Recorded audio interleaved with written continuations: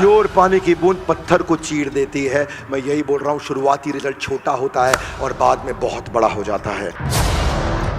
बहुत थोड़ा भी प्रयास अगर रोज करते रहे कोई प्रयास आपका वेस्ट नहीं जाएगा। जब तक तोड़ेंगे नहीं तब तक छोड़ेंगे नहीं। यही कहानी मेरे को अपने दिमाग के अंदर घुसानी है। अगर 1% बेटर होते रहे तो 37 गुना इंप्रूव कर जाएंगे साल के एंड में। पर 1% अगर बेहतर होने की जगह बदतर होते गए रोज, और रोज अगर लर्न नहीं किया और अपने ऊपर इन्वेस्ट नहीं किया, आप जीरो से नीचे चले जाएंगे, नेगेटिव में चले जाएंगे। बकवास करते हो कि मेरे से कुछ नहीं होगा, आम आदमी कुछ नहीं कर सकता, अकेला चना भाड़ नहीं फोड़ सकता, पहाड़ नहीं तोड़ सकता। अकेले चने नहीं पहाड़ तोड़ा था। थोड़ा पैसा रोज बचाने से आप मिलियनेयर नहीं बन जाओगे, लेकिन थोड़ा पैसा लंबे समय तक बचाने से आप बिलियनेयर जरूर बन जाओगे।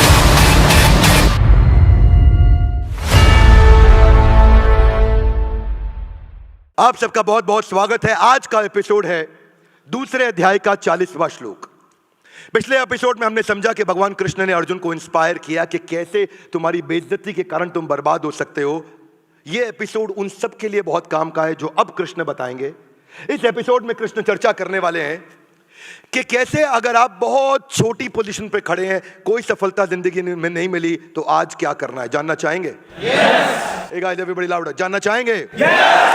अगर आप जिंदगी में बहुत पीछे खड़े हैं और आपसे लोग दुनिया बहुत आगे निकल चुकी है, तो अब आपको इस समय क्या करना चाहिए, शुरुआत कैसे करनी चाहिए, स्टार्ट कैसे करना चाहिए। दूसरे अध्याय का 40वां श्लोक। नेहा विक्रम नाशो अस्ति प्रत्यवायो न विद्यते स्वल्पमप्यस्य धर्मस्य त्रायते महतो भयात्। बहुत सुंदर अनुवाद व तात्पर्य एसी भक्तिवेदांत स्वामी श्रील प्रभुपाद जी के द्वारा। श्रील प्रभुपाद की जय। हाथ आगे लाइए। अर्जुन शुरू करो। क्योंकि इस प्रयास में हानि नहीं होती है, अपितु इस पथ पर की गई अल्प प्रगति भी महान भय से आगे चल के रक्षा करेगी। क्या मेरी बात समझ आ रही है? Yes. अंग्रेजी में क्या कहा है? In this endeavour there is no loss or diminution and a little advancement and a little advancement on this path can protect one from the most dangerous type of fear. सुनिएगा जरा बात को। न इहा नहीं होगा, अभिक्रम जो प्रयास कर रहा है, नाशवस्ति उसका नाश नहीं होगा कभी भी। जितना प्रयास किया है वो प्रोटेक्ट होता है। हाथ आगे लाइए। जितना प्रयास किया है वो जीरो नहीं होता। आपके फेलियर का मतलब जीरो नहीं हुआ, क्योंकि वो अक्यूमुलेट हो रहा होता है। वो जीरो तब होता है जब कंसिस्टेंसी समाप्त होती है। सुनना मेरी बात को ध्यान से। न इहा अभिक्रम नाशो अस्ति उसका नाश नहीं होगा। किसका? प्रत्यवायो न विद्यते स्वल्पमप्यस्य धर्मस्य जिसने थोड़ा सा भी काम चालू कर दिया। त्रायते हाथ आगे लाइए। तार देंगे। महतो भयात् हाथ आगे लाइए। महान। महतो मतलब महान, भय मतलब फियर। महान भय से भी उसकी रक्षा हो जाएगी। किसकी रक्षा होगी? उस व्यक्ति की जो छोटी छोटी शुरुआत के साथ अक्यूमुलेटेड रिजल्ट्स को बड़ा करता है। क्या मेरी बात समझ आ रही है? Loudly yes no? भगवान अर्जुन को समझा रहे हैं कि लगातार प्रयास करने में कोई हानि नहीं है और इसमें थोड़ी थोड़ी उन्नति आपको सबसे भयानक भय से बचा सकती है। पिछली बारी भयानक भय क्या बताया? अकीर्ति चापी भूतानी। अकीर्ति, जब आपकी कीर्ति छिन जाएगी, आप बर्बाद हो जाओगे। So start from where you are. Consistency is the key to success. निरंतर प्रयास करना। हाँ, हाथ आगे लाइए। भाई साहब मैं जीरो पे नहीं हूं, मैं माइनस में हूं। क्या करूं? हाँ, consistency in progression will get you out of depression. One more time, come on. Consistency, हाथ आगे लाइए ऐसा। Consistency in progression, ऊपर जाने में, will get you out of recession and depression. One more time, come on. हाथ आगे लाइए। Consistency in progression will get you out of recession and depression. क्योंकि आज हम क्या चर्चा कर रहे हैं? गीता इन। जब जंगल में आग लगी तो चिड़िया भी था, कौवा भी था। चिड़िया नदी से उस आग को बुझाने के लिए एक एक बूंद पानी लेकर के आ रही थी और कौवा वहां बैठ के हंस रहा था। कौवे ने बोला, तेरी ये एक बूंद पानी डालने से जंगल की आग बुझने नहीं वाली। तो चिड़िया ने क्या जवाब दिया? इतिहास में जब भी चर्चा की जाएगी, मेरा नाम आग बुझाने वालों में होगा और तेरा नाम तमाशा देखने वालों में होगा। प्रत्यवायो न विद्यते। ऐसे व्यक्ति का नाश नहीं होता जो लगातार कंसिस्टेंट। जानते हैं क्या फर्क है लेजेंडरी लोगों में और एवरेज लोगों में? क्या फर्क है? क्या फर्क है? कोई फर्क नहीं है, केवल कंसिस्टेंसी गोल स्टेटमेंट के प्रति उसी का फर्क है। आज भी तो उस गिलहरी की बात होती है ना, जिसने चट्टान को मजबूत बनाने में, जिसने पुल को मजबूत बनाने में छोटे छोटे कंकड़ डाले, और भगवान राम ने हनुमान को क्या समझाया? तुम्हारी चट्टानों के बीच में जो गैप रह जाता है ना, उस गैप को गिलहरी के छोटे छोटे कंकड़ जाके जोड़ देती है, जिसके कारण ये पुल मजबूत होता है। तुम्हारे कॉर्पोरेट वर्ल्ड के अंदर भी जो बड़े बड़े सीईओ जाके बैठ के डिसीजन लेते हैं, उनको इंप्लीमेंट करने के लिए नीचे छोटे छोटे एग्जीक्यूटिव जो छोटा छोटा सपोर्ट करते हैं ना, वो बड़ी कंपनी के बनाई हुई बड़ी स्ट्रैटेजी को उसी पुल की तरह सपोर्ट करके मजबूत बनाने में मदद करते हैं। इसलिए छोटे आदमी का कोई छोटा प्रयास नहीं होता, हर प्रयास हमारे को कामयाबी की तरफ लेकर के जाता है। स्वल्पमप्यस्य धर्मस्य त्रायते महतो भयात्। तो छोटे छोटे कंकड़ भी जिस कारण पुल सेतु को मजबूत बनाते हैं, उसकी बात कृष्ण ने करी यहां पे। आप जानते हैं वर्ल्ड ट्रेड सेंटर पे अटैक किसने किया था? ओसामा बिन लादेन ने। यस, क्या हुआ? ओसामा बिन लादेन अमेरिका में रहता था। Loudly yes no? अमेरिका में रहता था। Yes no? कहां रहता था Osama bin Laden? Osama bin Laden Afghanistan में नहीं, पाकिस्तान के एबेटाबाद में था। 2001 में अटैक हुआ था और 2011 में जाके दूसरे देश के अंदर जाकर के उसको पकड़ के मारा गया। वो कंसिस्टेंट एफर्ट नहीं होता तो कभी भी देश के राष्ट्रपति का विश्व के ऊपर कभी विश्वास नहीं किया जाता। अमेरिका और इजराइल के बारे में यही माना जाता है, अपने देश के वीरप्पन को पकड़ने में समय लगा, शायद उतना कंसिस्टेंट एफर्ट नहीं था। 24 साल बाद वीरप्पन पकड़ा गया था और यहाँ दूसरे देश के अंदर जाकर के 10 साल में ओसामा बिन लादेन को उखाड़ा। मुद्दा है, if you get 1% better every day, you will get 3800% better, यानी कि 37 गुना ज्यादा बेहतर हो जाते हैं एक साल के अंदर, 365 दिन में। बस 1% better every day, 1% better every day. स्वल्पमप्यस्य धर्मस्य सुअल्प, थोड़ा सा प्रयास। अल्प भी कृष्ण अल्पमप्यस्य भी बोल सकते थे। अद्भुत बात देखो, कृष्ण ने अल्पमप्यस्य भी नहीं बोला, सुअल्पमप्यस्य, यानी कि थोड़ा भी नहीं, बहुत थोड़ा भी प्रयास अगर रोज करते रहे न इहा विक्रम नाशो अस्ति, कोई प्रयास आपका वेस्ट नहीं जाएगा, किसी का नाश नहीं होने वाला, किसी भी प्रयास का नाश नहीं होने वाला। When these efforts they get accumulated, results come so huge you can't even imagine। हाथ आगे लाइए, कैसे? क्योंकि शुरुआती रिजल्ट छोटा होता है। Little louder everybody guys, come on. शुरुआती result, one more time everybody, शुरुआती रिजल्ट दोनों दिशा में, ऊपर जाने, बेहतर होने में और बदतर होने में शुरुआती रिजल्ट छोटा होता है। शुरू में अपनी पत्नी को इग्नोर करोगे, वो आपको माफ कर देंगे, पर लगातार इग्नोर करते रहोगे, रिजल्ट बहुत बड़ा हो जाएगा। Are you with me? ये दोनों तरफ होता है। शुरू में ज्यादा खाना खाओ, कोई फर्क नहीं पड़ता, पर अगर बहुत दिन तक ज्यादा खाना खाते रहे और गलत खाना खाते रहे, रिजल्ट एकदम बदल जाएगा। हाथ आगे लाइए, शुरुआती रिजल्ट छोटा होता है। One more time, come on. शुरुआती रिजल्ट अगर 1% बेटर होते रहे तो 37 गुना इंप्रूव कर जाएंगे साल के एंड में, पर 1% अगर बेहतर होने की जगह बदतर होते गए रोज, और रोज अगर लर्न नहीं किया और अपने ऊपर इन्वेस्ट नहीं किया, जमाने के आगे बढ़ने की स्पीड बहुत तेज है, आप जीरो से नीचे चले जाएंगे, नेगेटिव में चले जाएंगे। मेरी बात सुनो, थोड़ा पैसा रोज बचाने से आप मिलियनियर नहीं बन जाओगे, लेकिन थोड़ा पैसा लंबे समय तक बचाने से आप बिलियनियर जरूर बन जाओगे। मेरी बात सुनिए, 3 दिन जिम में जाकर के आप आर्नोल्ड नहीं बन जाओगे, पर लगातार जिम में जाते रहोगे तो हो सकता है आप मिस्टर ओलंपिया भी बन जाओ, मिस्टर वर्ल्ड भी बन जाओ। मैं यही कह रहा हूं कि 3 दिन अगर फ्रेंच सीखोगे तो फ्रेंच बोलने नहीं लग जाओगे, पर लगातार जब फ्रेंच सीखते रहोगे, क्योंकि शुरुआती रिजल्ट छोटा होता है। One more time, come on. शुरुआती रिजल्ट, कृष्ण ने ऐसे ऐसे प्रिंसिपल्स बताए, सुअल्पमप्यस्य, इतना इतना भी प्रयास करते रहोगे अर्जुन, तुम महान भय से तुम्हारी रक्षा हो जाएगी। और महान भय पीछे के 3 श्लोकों की अभी हमने चर्चा करी पिछले एपिसोड में कि वो महान भय क्या है। लॉस एंजलिस से न्यूयॉर्क जाते वक्त अगर 180 डिग्री नहीं, 145 डिग्री नहीं, 90 डिग्री नहीं, 75 डिग्री नहीं, 45 डिग्री नहीं, 15 डिग्री नहीं, 5 डिग्री नहीं, अगर केवल 3.5 डिग्री साउथ कर देना अगर उसको प्लेन को, तो वो भाई हवाई जहाज लॉस एंजलिस से न्यूयॉर्क उतरने की जगह वो वॉशिंगटन डीसी उतर जाएगा। शुरुआत में 3.5 डिग्री इतना हुआ, इतना इतना, बोला इधर देख रहा है जहाज, इतना सा इधर देखा, पता भी नहीं चलेगा 3.5 डिग्री क्या होता है। ये ऐसे जहाज जाना था, ऐसे जाने की जगह हल्का सा ऐसे जा रहा है बस। अब ये सीधा है कि ये सीधा, आपको पता भी नहीं चलेगा, 3.5 डिग्री इतना ही है। लेकिन वही 3.5 डिग्री बढ़ बढ़ के वो जहाज एग्जैक्टली न्यूयॉर्क उतरने की जगह वॉशिंगटन डीसी उतर जाएगा। मैं ये बोल रहा हूं, शुरुआती result, everybody louder guys, come on Delhi, louder. शुरुआती रिजल्ट, आपकी नेटवर्थ क्या है? आपकी नेटवर्थ आपकी फाइनेंशियल हैबिट्स का आउटकम है। आपकी फिजिकल फिटनेस क्या है? आपकी फिजिकल फिटनेस आपकी ईटिंग हैबिट्स का रिजल्ट है।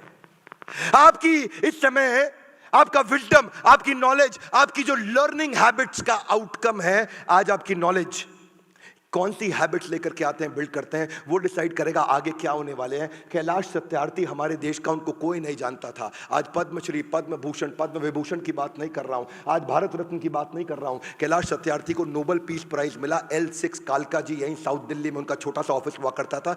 सरकारी नौकरी उन्होंने 30 साल पहले छोड़ी थी। किस लिए? बचपन बचाओ आंदोलन, बचपन बचाओ आंदोलन, BBA, बचपन बचाओ आंदोलन। और बचपन बचाओ आंदोलन में बंधुआ मजदूरों के लिए लड़ाई लड़ी। 1 लाख बच्चों को उन्होंने बचाया। आज पूरी दुनिया के अंदर उनको जनक माना जाता है। Global rights for child rights. आप जानते हैं वो क्या कर रहे हैं? लगातार बच्चों के लिए काम करते रहे। बहुत सारी छोटी बच्चियों को वैश्यावृत्ति से उन्होंने बचाया। लेकिन आज हम उनको जानते हैं कि उनके छोटे छोटे कंसिस्टेंट एफर्ट थे। जब उनको दुनिया का सबसे बड़ा रिकॉग्निशन, नोबेल पीस प्राइज किसी भारतीय को मिला, कैलाश सत्यार्थी को, अभी कुछ साल पहले, तब आज हम कैलाश सत्यार्थी को पहचान रहे हैं। यही आदमी जब छोटा शुरू करता है ना, उसको लगता है मैं वहां नहीं पहुंच पाऊंगा। और वही आम आदमी के लिए श्लोक बोला है। कई बार आदमी सोचता है कि भगवद गीता अर्जुन के लिए बोली गई थी। एवरीबॉडी, भगवद गीता किसके लिए बोली गई थी?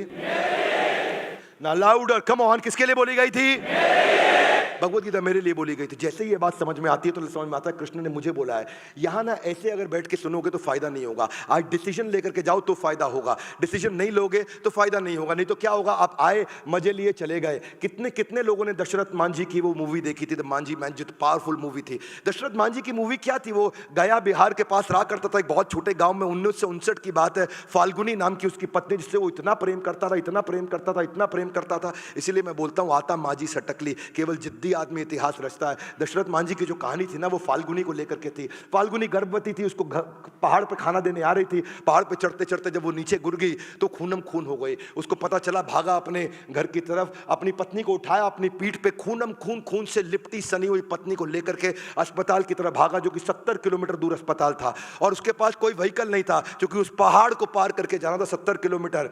उसकी जब पत्नी को अस्पताल लेके गया, पहुंचा तो ब्रॉट डेड बोला डॉक्टर ने कि आप इसको मुर्दा लेकर के आए हैं, ये मर चुकी है। दशरथ मांझी को इतना गुस्सा था, इतना गुस्सा था, उस पहाड़ पे हथौड़ी छेना लेकर के लग गया। और हथौड़ी छेना लेकर के 22 साल तक उस पहाड़ को तोड़ता रहा। 9 मीटर की गहरी सड़क बना दी। और वही पहाड़ जिससे पहले 55 किलोमीटर का रास्ता था, वो 15 किलोमीटर का रास्ता रह गया। आज पूरा देश, पूरी दुनिया मांझी माउंटेन मैन को जानती है। क्यों? स्वल्पमप्यस्य धर्मस्य त्रायते महतो भयात्।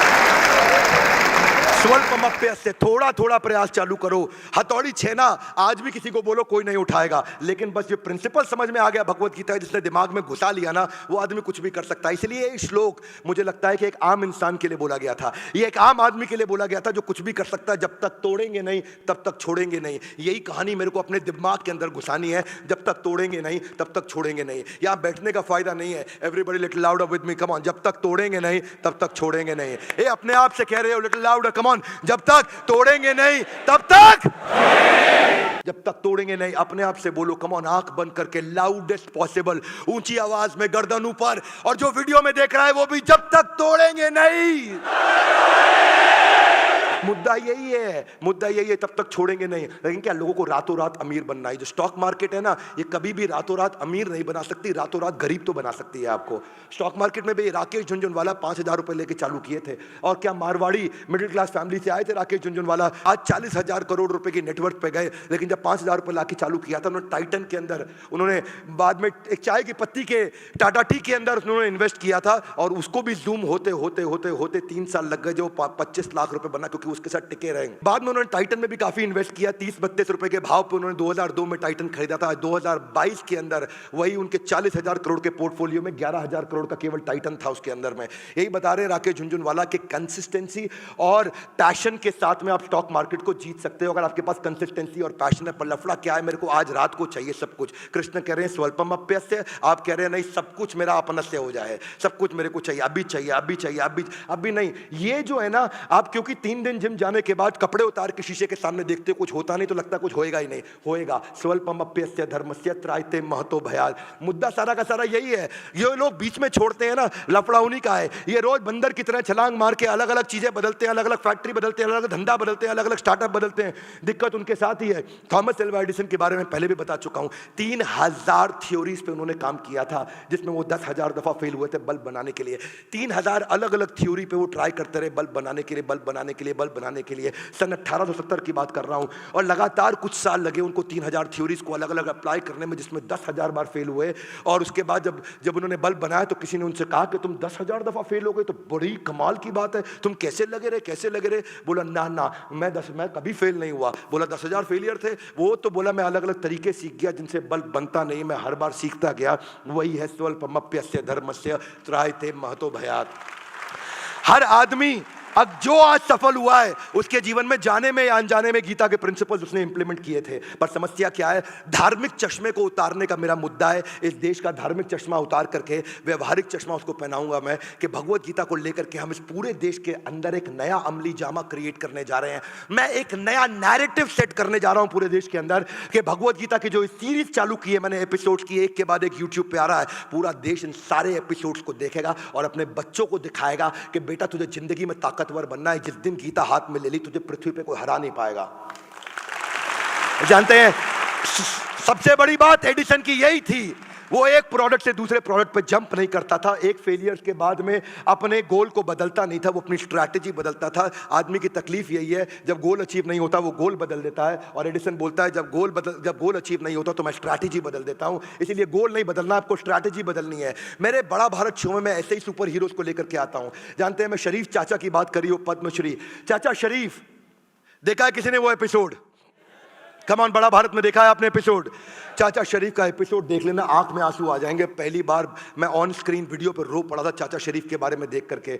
जानते हैं पिछले 30 सालों में 25,000 लाशें अगर हिंदू है तो जलाते हैं, मुसलमान है तो दफनाते हैं, जिसका अंतिम संस्कार नहीं होता। चाचा शरीफ उसके अपने पिता कहलाए जाते हैं। चाचा शरीफ जिनका अपना बेटा 1991 में किसी ने मार करके नदी में फेंक दिया, उनको अपने बेटे की लाश नहीं मिली, उसका अंतिम संस्कार नहीं हो सका, इसीलिए चाचा शरीफ ने वो प्रयास किया।